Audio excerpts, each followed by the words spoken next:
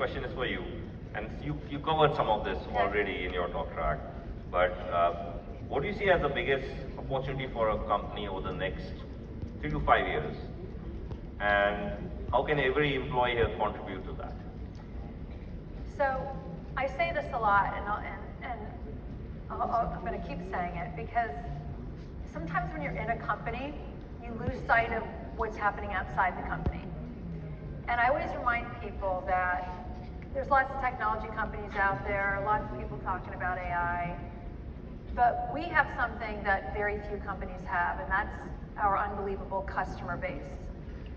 And the fact that the majority of the workforce uses our solutions to schedule their workers, to pay their workers, to hire their workers, to promote those workers, to, the list goes on and on, compensate, pay, all of that.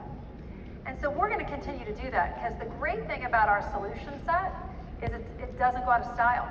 Companies are always going to need the software that we sell. But here's our opportunity in addition to that, right? And this is a great thing, is what we already do is sustainably relevant, so we're going to keep doing that.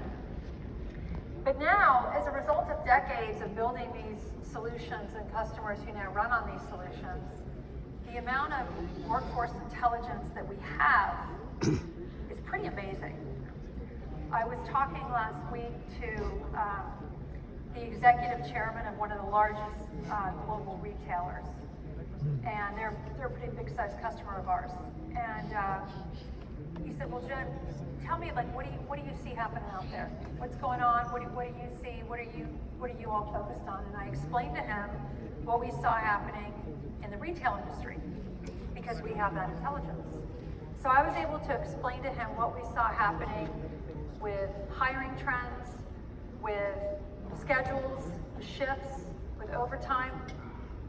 And he said, "Wow, so what are you building in terms of with the agents and AI? Where do you see the opportunity?" So I then talked a little bit about some of our dynamic labor scheduling, how we can use that intelligence to help companies, make sure that their employees are getting the shifts that they want. Because lots of workers will leave companies if there's not enough shifts for them to work. And many times companies end up hiring contract labor, which is more expensive than being able to use the labor that they have. And so he said, are you spending time with our entire management team?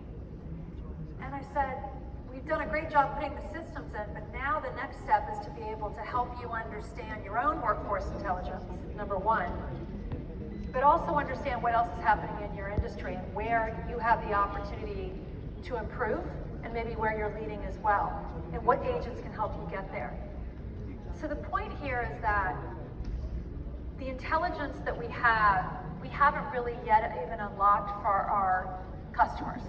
Their own intelligence, their industry intelligence, and the broader workforce intelligence, number one.